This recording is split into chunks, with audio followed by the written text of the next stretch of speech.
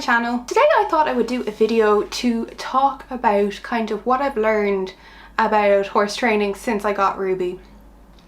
So this topic is, yeah, like I feel like I've done a lot of learning. Like the learning curve on this has been very steep and I'm still not kind of at the summit. Like I just have learned so much since I got Ruby about training, about animal behaviour in general. Yeah, it's really kind of been something that I've become really interested in, and it all kind of stemmed from having issues with Ruby and getting a lot of conflicting advice, which is, you know, happens a lot in the horse world. It's very rare that you just kind of have a question and it's like one answer. It's usually like loads of different opinions, and it can sometimes be overwhelming to kind of sift through them. So yeah, so I think I'll just kind of explain where I was at with this when I first got Ruby, and kind of the journey I've gone on in regards to training and how to train your horse and kind of how to train them to do what you want, and what methods, what I've learned, what resources I've used. Yeah, so I'm just gonna get straight into it now. So when I first got Ruby, I was not adept on how horses were trained at all. I was just kind of like, you know, they are broken when they're 3 or 4. It's a very mysterious process. I don't really know what happens to them, and then they, you know, get more experience, and then eventually they're just kind of a riding horse that you can get on, and they understand if you kick with your legs it means go, if you pull on the reins it means stop. Obviously this is very roughly what I kind of thought. And yeah, I had so that was kind of when I got Ruby. I just kind of thought, right, Ruby's broken, she's trained, she knows what she's doing, which she does, but when issues kind of started to creep in, I didn't know how to fix them because I knew very little about training. So when the issues kind of that started to creep in were spooking, there was some bolting, she's quite girthy, she's been checked for ulcers, she doesn't have ulcers, and I would have always thought like, oh, you know, she's just like, she's being bold, you know, she knows better than this, or even just like a little thing like she went through a phase of not standing at the mounting block, and I just kind of never knew how to fix those. I just kind of thought like, she should know this, why is she like being bold, why is she not listening to me? So at the time, anytime I had an issue with her, the main one was the bolting at the start. Like that was kind of very worrying for me because I was like, oh my god, she doesn't have brakes, she's trying to kill me. You know, I'm losing my confidence, I don't feel confident riding her. I don't enjoy riding. I've spent all this money on this horse, and I spend all this money on livery every month, and I'm not enjoying riding her. And a lot of the kind of opinions I was getting at the time were to do with being dominant, to insult people or insinuate that they're wrong, or, you know, like kind of dismiss how other people train or whatever. This was sort of what was told to me, and at the time I kind of took it as gospel. I was like, okay, yeah, and I did it, and even though it didn't sit right with me. So what I mean by that is, you know, I was told if she doesn't stop, to seesaw her mouth. If you know, if I'm out riding and she starts doing things that scare me, or she starts spooking, I'm to kind of get angry with her, as opposed to being nervous, or like I was never ever to get off, but never ever to dismount, because then she'd won. And a lot of kind of the training advice I was given was based on the fact that we were assuming that horses need to be dominated in order to kind of train them, and in order to get them to do what we want. So a lot of the kind of methods that were recommended to me were quite aggressive, quite kind of tough. I'm a very soft person, I'm not like aggressive at all, and I wanted to take up horse riding as a kind of relaxing hobby for me, and I just kind of found that if I was kind of having to get angry and be in a screaming match and, you know, flapping at her and stuff, like I just wasn't enjoying it. So although I did do it for a while, because again that was kind of what everyone around me who was who I perceived to be way more experienced than me, what they were telling me to do. And I was like, okay, well, you know, these are people I've had horses for 10, 20 years. They obviously know more than me. So I did as I was kind of advised, and yeah, like it did, to be fair, it did work. Like, as in, she, you know, I could get her around the gallops, I could go out for a hack, and if she's, you know, tried to spook at something, I could scream at her and she would go past. But I didn't enjoy it. I actually just didn't enjoy riding like that, and the thrill of being able to say, okay, I got around the farm, wasn't enough to kind of negate the fact that I had to roar and shout and be aggressive on the way there. It wasn't what I wanted. I wanted to kind of be able to go out for a hack and be relaxed, and Ruby to be relaxed, and like, you know, I just kind of found that if I just keep screaming at her all the time to get her to do what I want, it's not enjoyable for either of us. And I was kind of like, no, there has to be a better way. So I then started to kind of learn about kind of natural horsemanship. I guess I kind of got like, I was getting so many conflicting advice, and there are actually 2 other people at the yard that I'd kind of seen using natural horsemanship methods. So then I kind of started to look it up. I looked up videos on YouTube. It did sort of seem to make sense to me when I looked into it. So the people I would have kind of followed would be like kind of Warwick Schiller, I can't remember that now. Warwick Schiller. I guess I kind of looked at Monty Roberts' join up method, which now I've moved on from that again, but at the time I was kind of like, oh yeah, it kind of makes sense. I follow Tristan Tucker a lot because he is kind of like natural horsemanship meets dressage, which I was like, oh cool, and his methods are great. I really like, they have a lot of sense to them. But yeah, so I guess I kind of like, I tried to employ natural horsemanship methods with her.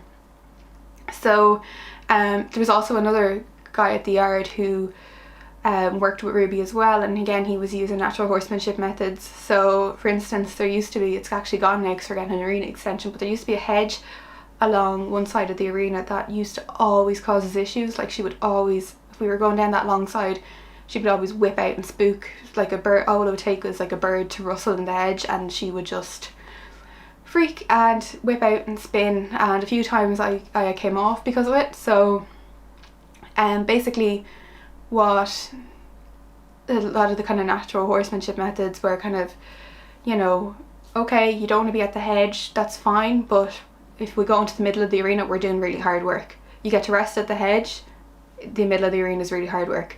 So then it kind of makes the scary place more desirable, which does make sense. It does. Again, I kind of felt like, oh, you know, it was such a long process. It took a while for Ruby to get it, and she understood that going into the middle of the arena meant doing work, and staying at the edge where the scary hedge was meant rest. But it didn't matter to her because she was so scared of the hedge. She was like, I would rather do a million circles here than go near the hedge. And then that was kind of where we kind of met a roadblock with that, because I mean, where do you go from there? Like, it's, you know, like she would rather have done a million circles and be a ball of sweat in the middle of the arena than go and rest at the outside. Eventually we did make inroads. Like, some days she would be better and she'd go and rest at the hedge, but it wasn't consistent. It wasn't like, I don't think we like completely changed her behaviour using that method. Yeah, I guess what I really wanted was to have a relationship with my horse, and that was kind of what I was craving. I kind of wanted something, you know, to feel like my horse actually enjoyed spending time with me rather than she hates me because either I'm screaming at her to get her to go past scary things, or, you know, I'm bullying her or browbeating her into doing things she doesn't want, or I'm, you know, giving her no choice but either to work like a dog in the middle of the arena or rest beside something that she finds very uncomfortable. And I kind of just, I don't know, I guess it just wasn't what I think I actually did kind of have a little bit of a crisis of conscience. I know, and like this is not the same for everyone. Like, there's so many people in the horse world that just are like, horses are there to be ridden, you know, they get the best of everything, they get the best care, but we ride them, and that's sort of the trade-off, which is fair enough. If that's what you think, then that's absolutely fine. But I think what I just sort of found was it wasn't enough for me. I wanted more than just riding. I wanted to actually have a relationship with her. So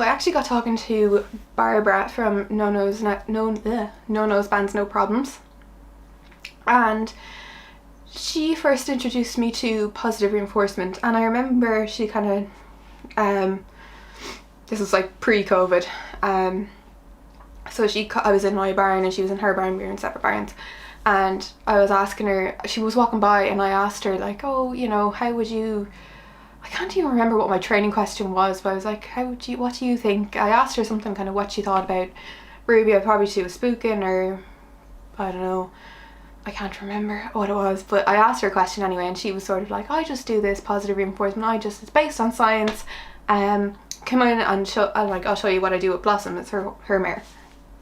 So I went in, and she had a target, and she was getting Blossom to touch the target, and she had a clicker, and she was clicking and rewarding. And for the first time I was like, this is a nice way of doing it. This is like, I could see her mare was enthusiastic and wanted to work with her, and just seemed to like just be way more engaged. And that appealed to me. I was like, yes, this is what I want. This is what I wanted to get into horse riding for. This is kind of like that relationship. Like, I'd always be like looking at the Liberty page on Instagram and stuff, and like kind of seeing people with these great relationships with their horses, and I was like, that's what I'm interested in. I'm not interested in like beating them over cross country fences, or, you know, forcing them to do things that they hate and having them not, you know, dread me coming up and tacking up. I want to kind of develop a relationship that is meaningful and that is based on respect and good communication. So Barbara showed me about target, and she was like telling me all about positive reinforcement. And funnily enough, I actually had done an animal behaviour module in college. I don't know, maybe it was in my final year. I think I picked it because I thought it would be easy. And no, it wasn't, but I think it was either that or plant metabolites. But I picked it, and when Barbara was talking, I kind of was like, oh yeah, I remember that now. Like, it just kind of made me think like, oh yeah, I kind of remember learning about this in college and learning about that in the animal behaviour module, but I never thought to apply it to horses, because for some reason we think training horses is different to training dogs, or training, you know, like zookeepers train, you know, tigers to put their claws up at the fence to get their claws trimmed, and zookeepers use positive reinforcement a lot with zoo animals to get them to carry out like basic maintenance procedures.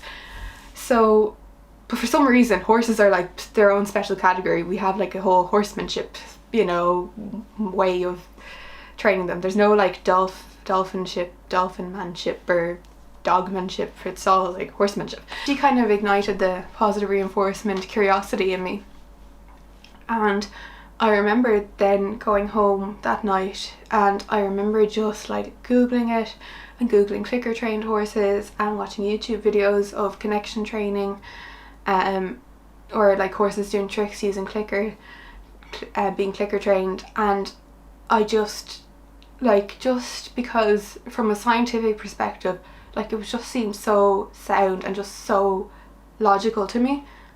There was no, like, it just made so much sense to me. I was like, right, this is what I've been waiting for, this is what I've been looking for. So then I started to apply it with Ruby. Obviously the first thing we taught was the kind of anti-mugging thing, so, you know, that's kind of like the rules of the game, where it's like, she doesn't get a treat. If she tries to mug me, she only gets a treat when she's done the desired behaviour. So the first thing you probably train is like them to keep their head away, so that they're not like trying to mug you if you have like a bum bag on with your treats in them. But then after that, like, I could just see such a difference in Ruby. She was so enthusiastic, so willing, so like just curious. Like, I could just even the mayor's facial expressions were just completely different. Like, she just lit up, and that's the only way I can describe it, like lit up. And she still lights up when she sees me coming in with the bum bag. And we've learned so many new behaviours using it now. And this year is one of my goals, is to kind of incorporate it more into my riding.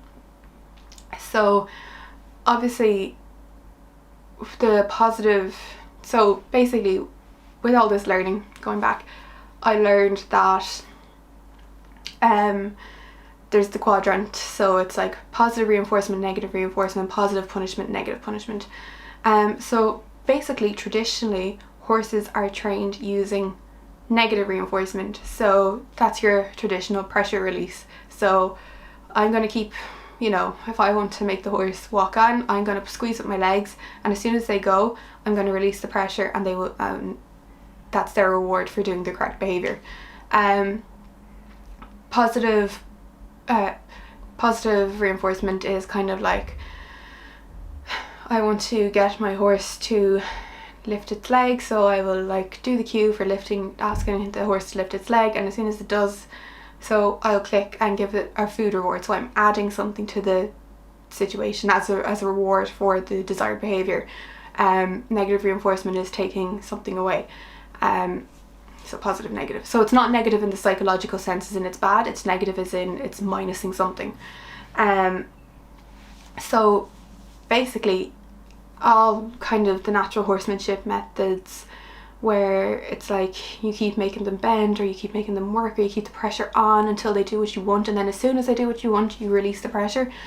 That's all based on negative reinforcement. And to be honest, I don't have a problem with negative reinforcement as long as it's done correctly and ethically, where it's like it's not kind of, you know, escalated to the point where it's flooding, or escalated to the point where it's, you know, you're making the horse uncomfortable, or they're not gone past threshold, and they're like not capable of learning, or it's causing pain or something like that. Like, that's obviously ridiculous. There's no need for that. But I just personally find positive reinforcement a much more fun and engaging way for them to learn. So yeah, so I think once I learned positive reinforcement, we progressed at it, and we learned loads of tricks, and it became such a huge help with her catching issues in the summertime. Like, she was really hard mare to catch, and using the positive reinforcement really helped with that. And she, like, all of a sudden we were doing tricks at liberty in the field, whereas like the summer before that, like, as soon as I walked into the field, she'd like gallop to the other end, like she didn't want to know me. And I think that just kind of goes to show, like, I mean, they're as much as people like to say horses are stupid, they're not. Like, they know if you're someone that brings, you know, fun and enrichment, they will gravitate towards you. If you're someone that makes them run around in small circles and keep pressuring them and shouting at them until they do what you want, they're not going to enjoy your company. like, or they're not going to respect you. Like, respect has to be earned, it can't just be taken.